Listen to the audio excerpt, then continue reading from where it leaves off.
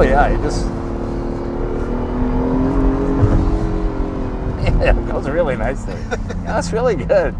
It's really quite good. Welcome to the episode of Jay Leno's Garage. It's kind of a special episode because the NSX is finally here. This is pretty exciting. You're all familiar with the NSX. This is the original. Actually, this is the last generation of the original NSX. And people don't realize what an important car this was. It was the first real supercar to come out of Japan. I mean, there'd been the Toyota GT and a few other things, the Cosmo, but this was on par with Ferrari and European exotics. In fact, this is the car that made Ferrari and everybody else up their game. This is the car that Gordon Murray drove and based his McLaren F1 against. He wanted it to have the reliability, the ride, the handling, and the build quality of this car.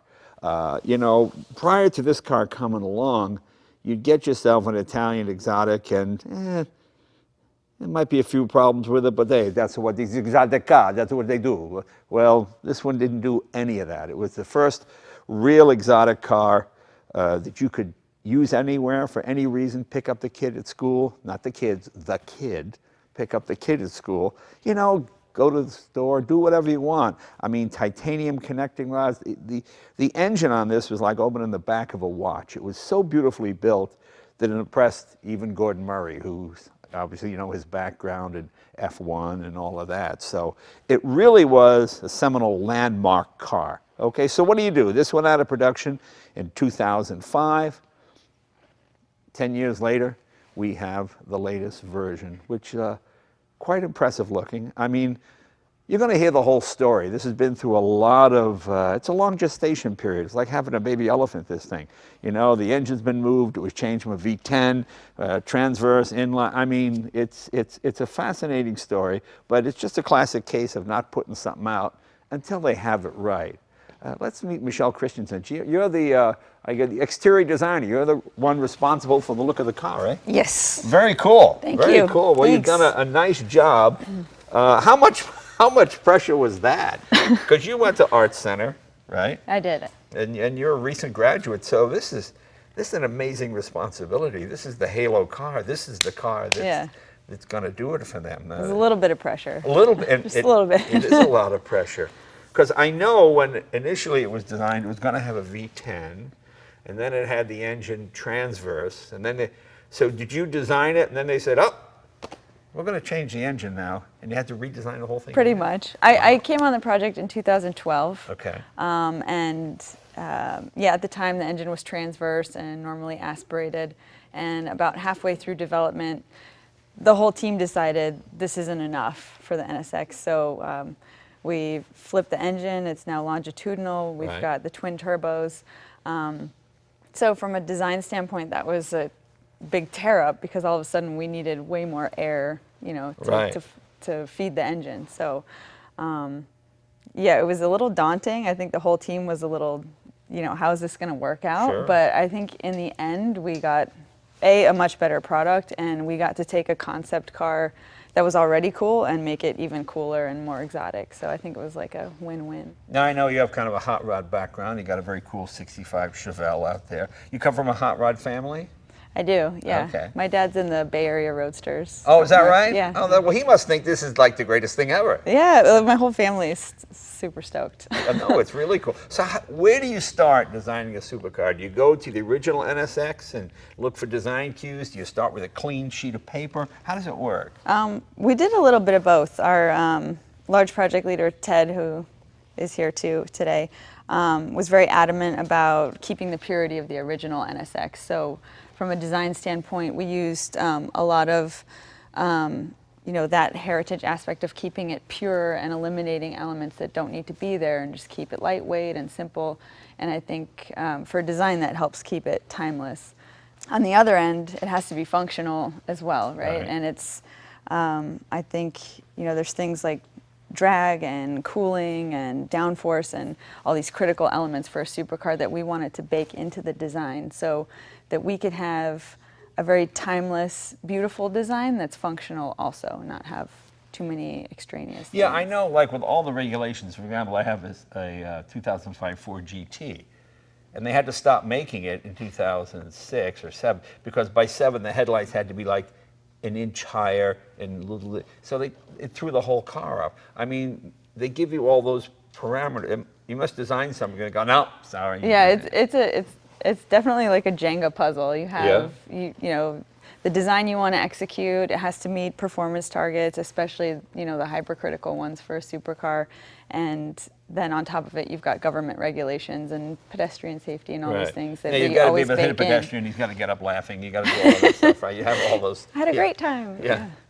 Yeah. So what's your favorite design element of the car? To me, I think for me, it's this.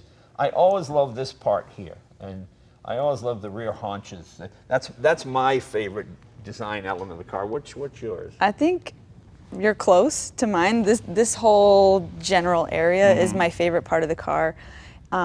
It's probably, from a design standpoint, it's the biggest change from the original concept in 2012. Because we added the twin turbos, we needed a lot more air. Sure. So this whole side intake grew maybe 3 times the size of the concept.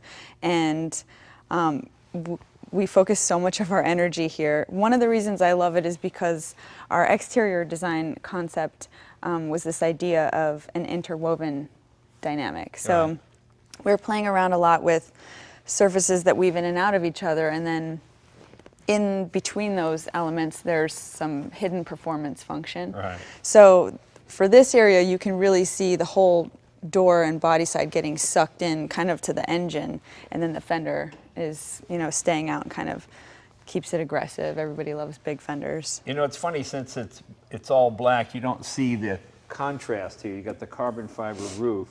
This is why I like a lighter color, because you don't see a lot of those elements. They seem to blend in fairly easily with the black. Yeah, I think the black looks pretty stealth. Yeah. But yeah, if you have like a lighter color or like a red, it really shows off all the intakes, all the mesh, all the performance elements, and then you can see all the graphics too. Now, did you do the wheels, or is that done by a separate person?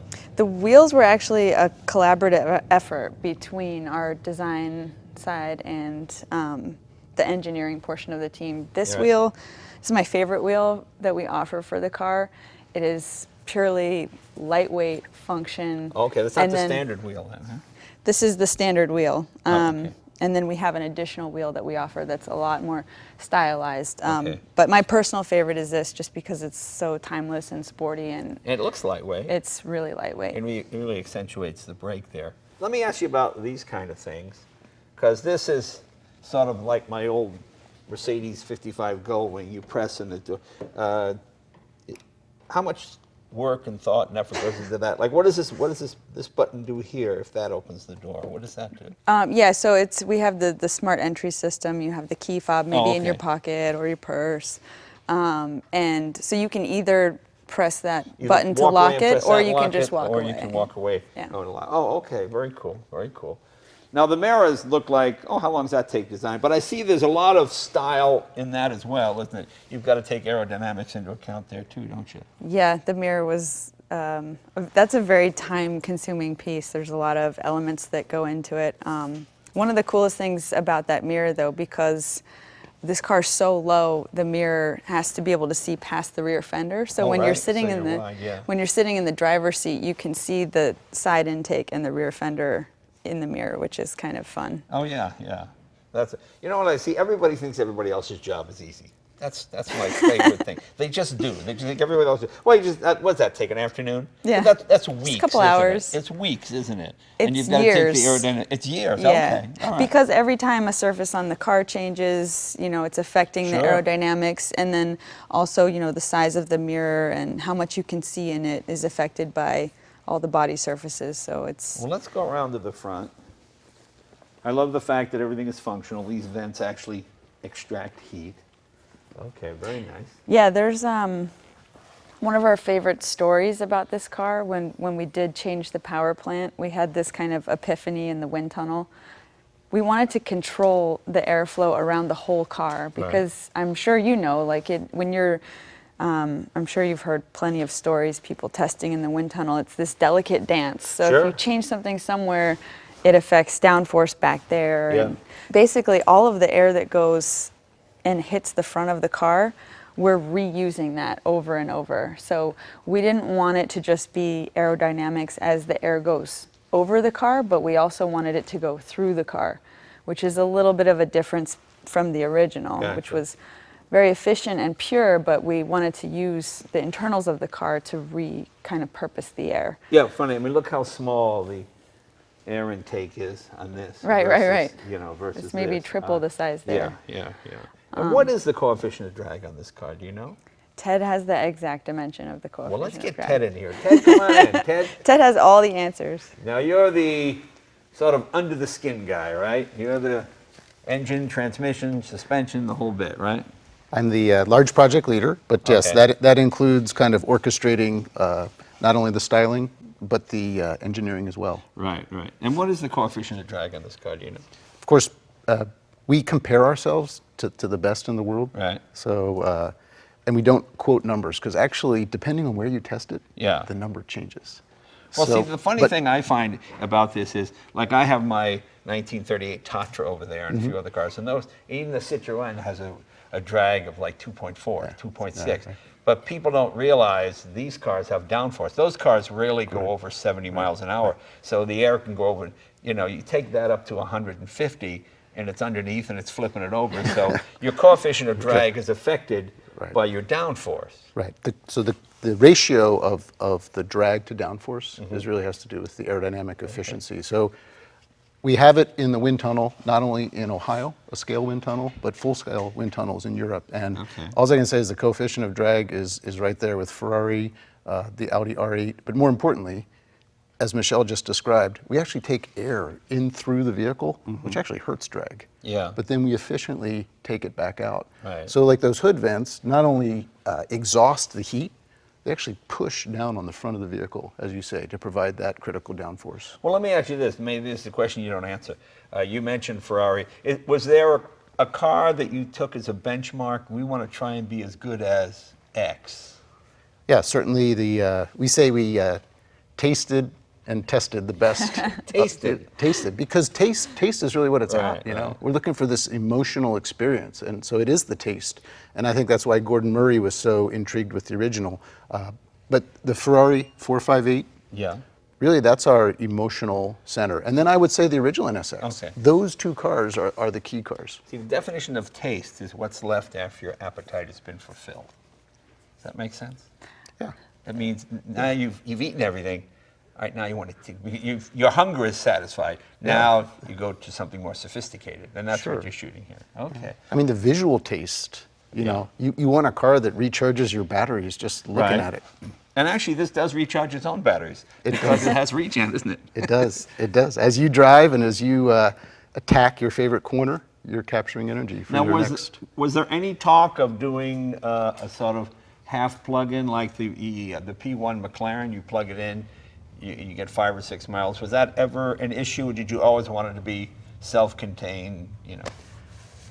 Yeah, we wanted to start with the simplest, most straightforward performance hybrid. So really, it's kind of clever, like you say, because it has a small battery placed in the center of the vehicle, and it quickly recovers energy, and then it quickly discharges that energy. Okay. So Does it regen under braking or under deceleration? both. Oh, both? Both. Okay. Yeah, really. Anytime you are off the throttle and actually the vehicle is decelerating, it'll be regenerating, or if you're braking. Okay. But it's probably not that noticeable. You don't get a... No, there's no, all of the electrified elements Right. are there to support you as a driver, and there should be smooth and seamless. Now, how did you deal? You have an electric motor at each corner in the front. How does that, in terms of unsprung weight, how was that handled? That seems like a fascinating thing to me, because all these companies try to get weight off the front wheel. Our carbon fiber wheel is 3 pounds lighter, or whatever it might be. How do you deal with that? So the electric motors are actually not out at the corner.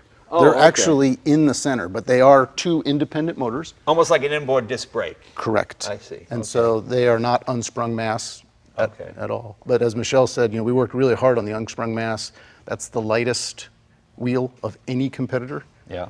And as she said, we took this really simplistic design, but we reverse engineered it for low mass and lateral rigidity.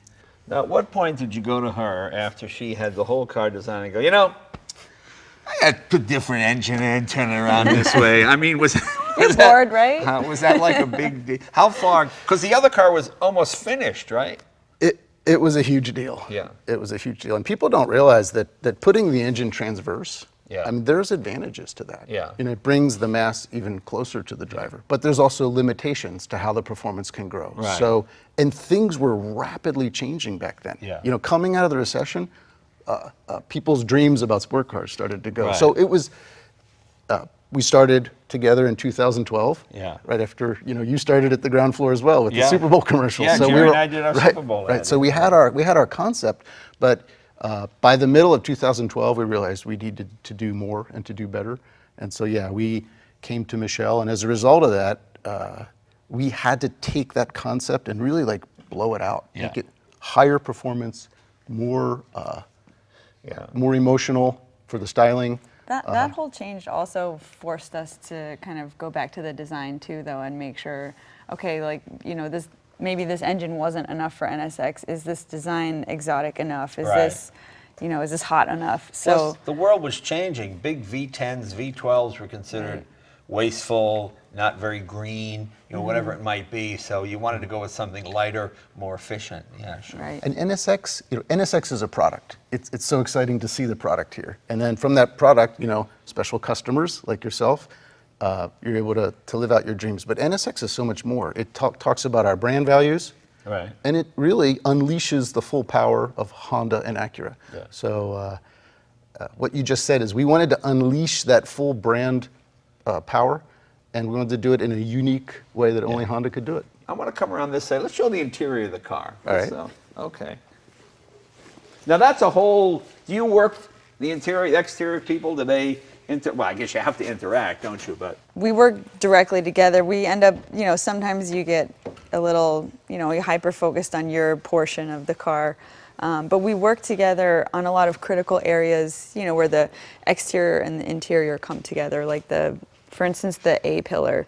That was a big joint effort. We wanted a lot of things to come together there. Right. First of all, we wanted amazing visibility. So we wanted this wide sweeping view.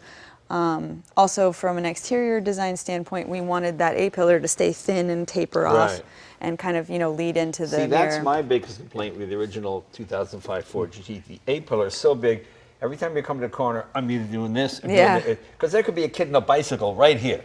And I always do that when I go around a corner. The original NSX has amazing visibility. The cowl is low and the A-pillar is narrow. But that was a different time. It was a different time. So, but we took on that challenge. And in addition to that, if you look at the front of this car and look at the front of that car, this beautiful, exotic curving line, you know, not unlike the curves that you might find in nature and humans. So as engineers, Michelle said, hey, if you're so smart, figure out how to do it. And so we had to figure out how to do it. Now, something I find really nice, and I'm sure a lot of work went into this too, much like the mirror, is the steering wheel. It's just a really nicely shaped wheel. It's not really round, but it's not rectangular, obviously. It's just sort of something in between. I think it's a really good-looking steering wheel. I'm anxious to drive it and see how it feels. Yeah, it's if once you get in there and hold it, I think it's the ergonomic feel is completely. It's so baked in. It will feel so natural. Yeah. So whatever, you know, driving position you prefer, there's going to be this really great natural, strong feeling grip. So then you really feel like you're in control. Now let me ask you a question. Notice we have electric seats. Now I always wonder about that with these kind of cars, because when I have that SLR Mercedes, I always wonder why Mercedes put a 30-pound electric motor in there. I mean, my buttocks are big, but when I move them, it stays there for the rest of my life. I don't really move the car a lot. I'm always wondered why. We do have the base seat is manual, so you can choose a manual seat. Okay. The entire seat is very lightweight. Yeah. And then here we've taken a simple electrical element and the lumbar support. Oh, if your okay. back's hurting. So that's like sort of it's very, very simplified. in the touring package, so Correct. to speak. Okay. Correct. All right. Oh, so okay, cool. See, when I order mine, I want to make sure I get all this stuff correct. All right, very cool. Well, again, nicely done. And the transmission is what? What do we have here? The transmission is a 9-speed dual clutch. What is 9-speed? It's a 9-speed dual Wow. clutch. And the simplest way to think about it is we have a launch gear, Right. we have a cruising gear, Right. and in between there, we have a close ratio 7-speed. Wow. Oh, I see. Okay. Because obviously, the smaller a gear is, the stronger it's got to be. Because or the bigger a gear is, the stronger it is. So when you make them small, there's an awful lot of torque and stress on those gears. So it Correct. Now Honda, our transmission has parallel shafts. Okay. And so we were able to keep the transmission overhang very, very short. Again, to keep the, even though we turned the engine around, one of the negatives was the mass getting behind the rear axle. Okay. So Yeah. Wow, 9-speed. Wow. 9-speed, but it has an electric motor there right on the crankshaft of the engine. So It spins. yes. Oh, okay. So the electric motor is a direct drive electric motor in the rear. So every time you go to accelerate, it can spin up the crankshaft in addition to filling Oh, in. I see. So it tricks the turbochargers into thinking they're at full boost. Correct. So you It's an eliminate lag. Okay. It's- That's very clever. And that That's very works clever. together with the two Yeah. motors in the front. Yeah, yeah. Oh, that's very clever. So does it always start out in first gear, or is it a second gear it starts out in? No, it always starts out in first gear. In first gear, Yep. okay. So it's not a, okay, wow. And 9 speeds. And what is your red line on this? 7,500 RPM. It's a very broad torque curve. Right. So I think you'll be amazed at how everything you do at the throttle, you're going to feel in your body's mass being pushed to the seat. Let's go around to the rear of the vehicle. This is the area most people will see, so to keep it attractive. Okay, pretty clean back there. And this is the Acura insignia, so obviously that's only on American models, correct? North Or is that American Honda? and It's going to be North America, Okay. also China, Okay. and it'll be an Acura in the Middle East. So Oh, we're that's launching interesting. Acura in the Middle Okay. East with this model. Okay, obviously you've got your diffusers back here. That's your exhaust right there, kind of cool looking. That's Yeah. sort of big flat. nice and big. It is nice and big, yeah, yeah. So tell me from a design standpoint here, obviously you've got to get all the air out of it quickly. Wait, oh, the lights down there as well. Those are just reflectors though, correct? Those are reflectors. Right. In China, they're also a rear fog Oh, okay. on one side. And your rear brake light is just under the hood? Yeah, we have the chimsel right under the roof there, kind of floating above the rear glass. And what did you call it, a chimsel? Chimsel? What's that? Center high mount stoplight. Oh, chimsel. Sounds like something from a Dickens. Dorky car Well, designer term. Bring the chimsels in here. All right, very The cool. little chimsels. All right. And you mentioned a tail light vent. What are we Yeah, talking there's it's one of my favorite parts back here. about? Yeah? Most people probably wouldn't see it at first glance. There's a very small vent under this here, side, okay. under this fender panel Okay. right here. And what that does is it's letting air out from that's kind of building up in the rear fender well. Right. And it's getting sucked out here, but it also combines with all the air that's coming off of the roof and the fender, and that pushes it down and creates almost like a table to push on, and it creates its own downforce. Yeah. So it's just kind of another example of like these little things Sure. around the car that we did to. Because people don't Enhanced realize, performance. I was just reading a road test of when you remember when the Jaguar in 1961, the XKE, it went 150 miles an hour, and what they had to do to go 150 miles an hour. And at 145 miles an hour, the window trim blew off. I mean, stuff was flying off the car because it was there was really, Aerodynamics was a black art at the time, and it was great at 70, but at 150, I mean, the driver was scared to death. He's sitting there, you heard a crash, It's falling apart. Yeah, the chrome around the window flew off. I mean, the rear end was moving around, so that's why you need all that. Very cool. And this Sure. this is an optional spoiler here. So Oh, it's okay. not necessary. So if you remove that, even just the base shape of the trunk, it gives just the right amount of downforce. So the spoiler is not necessary. That's an optional. It's an optional piece, yes. Yeah, this is the surface underneath. That's the actual deck lid, and so every surface angle Right. was tuned specifically with all these other vents to Now, work together. I'm guessing you, as a designer, do not like this. correct? Not your favorite part. Not my favorite part. Okay, thank you. But that's why we designed it, I'm not going to get you know, without that one. And that's why to that work. part is Well, is I understand separate, there are yeah. customers that just expect certain things. They expect, you know, they don't understand clean design, so they want to have, you know, a spoiler of some kind on the back. I want to be clear, it's very functional, and it Oh, does yeah, I get it. does provide additional downforce, Yeah, but it is a standalone element that can Right. be added or removed. Let's see what the trunk looks like, because, you know, you might want to carry a pack of cigarettes. So let's see. Or a There's golf nice- bag. Michelle, so Where is it? that's the rear camera. Okay, Michelle, oh. she hid the button right there. Oh, button's right here. Push that. Is it unlocked? Oh, there we are. Okay. All right. Well, you could, yeah. There's a lot of hidden storage kind of underneath the fenders. You can fit a golf No, bag you in do there. it like this. Look, honey, I mean, there's all kinds of Just stuff there. under here. Like you can put all the kids' stuff in here. You know, the diaper bag. Now, there's plenty of room for a trip, and the kid can go in the footwell somewhere. Well, it's bigger than a Countach, and it's bigger than the P1 McLaren. So you get two people, 2 bags So what you're saying is you have the largest trunk in the industry. in our specific class. And, you know, that's true. I mean, there is. And you could get a golf bag in there, assuming you played golf. We did design it so you could put a full-size stand bag in there. Yeah, played golf. Nicely done. Nicely done. And see, here's my favorite part right here. I just like that click. It's always You know, I like that. To me, that shows you all the line. Everything fits nicely. It's just like when you. Press anything. you and the button. Just like when you wind a watch, you want to hear that mainspring. There you go, proving you shit. To me, that says quality when you do that. Well, I think it's about time to go for a ride.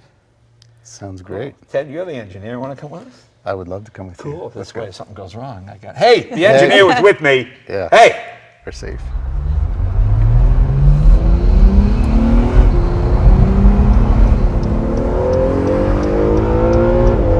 Yeah, it pulls very nicely. Engine has a nice cadence to it.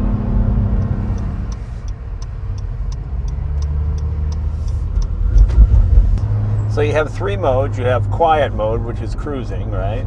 Quiet. Now, does that just affect output from the exhaust in terms of decibels, or does that actually change in terms of fuel economy and whatnot? You know, Right. fuel mapping. Yeah, the purpose of quiet mode is certainly the exhaust system closes, the valve and the exhaust closes Right. to be quieter, obviously.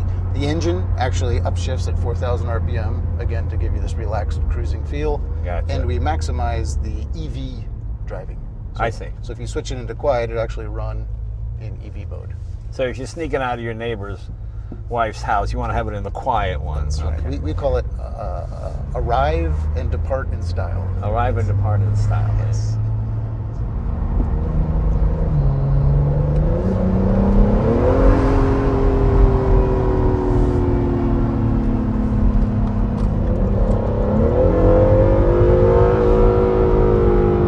Hopefully one of the things you can feel is this sense of body rigidity. Yeah. So the body is extremely rigid. That is really provides this high quality feeling. Plus the dual clutch transmission. When you drive last generation supercars, primarily 2003 to 2007, and they have that single clutch, there's that slam shift, and then the wastegate blows off, and it just sounds old fashioned, you know. Whereas this seems seamless. Yeah, Yeah, that's good. Really good. the speed of the transmission. I mean, a lot of people like to quote how quickly the shifts happen, but Yeah. from the time you pull the paddle, if you Yeah. go into paddle mode, to the time the G is actually delivered, it's right up there in the top class. Yeah.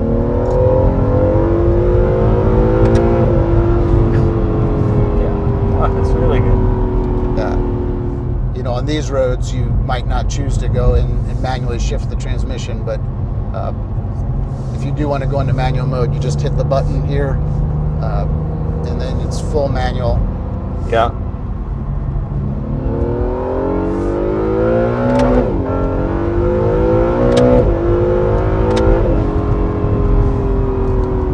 Yeah, match just very nicely.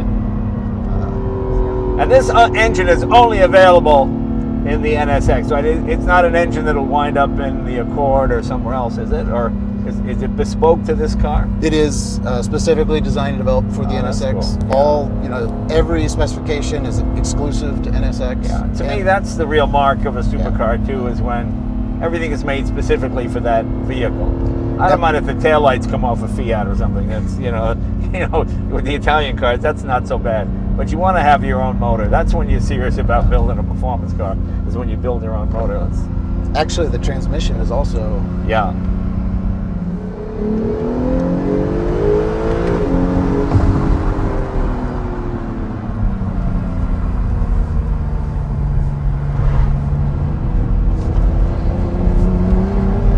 Oh yeah, you just.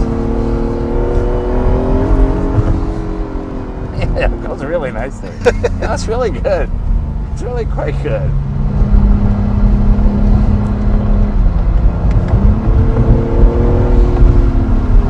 All right, I gotta get one of these.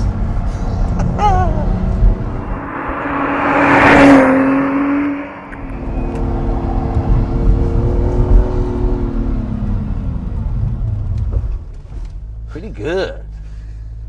Boy, this thing's a lot of fun. You know what's funny? You push it hard. Well, I'm not pushing it that hard, but no heat sink smell, no nothing. Every gauge stays exactly the same. Yeah, this is I've got that 1964 Honda 600, and it's got 57 horsepower, it's 600 cc's, it's twin cam, roller bearing crank. If it said Porsche on it, it would be $1 million, but it's the sweetest car. It's the most involving car to drive because you're just using all the power all the time. Imagine a 9,500 RPM redline back in 1964. And this kind of reminds me of that, of course, on massive amounts of steroids. But it's just an amazing car. We're going to take it back to the shop. I want to show you how the launch control works. This is, I never use launch control, but it's pretty cool. It's sort of like what a burnout would be if you just want to get away from there quickly. Here we go.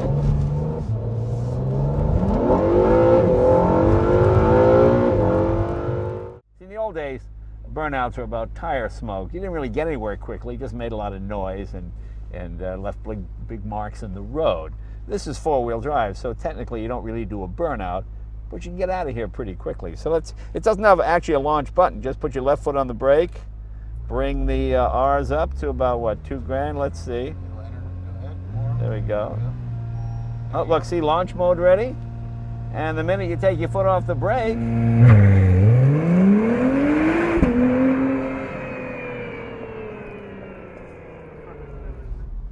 well, there you go. Not a lot of drama, but you get out of town pretty quickly. I want to thank Ted and Michelle. Thanks, you guys. And, of course, Honda. Well, this is a fabulous car. Look, it's been a long wait. Jerry and I did that commercial 5 years ago, but obviously they waited to get it right. It's really, really good. It's really, really impressive. So I think we're going to order one of these. See you guys next week.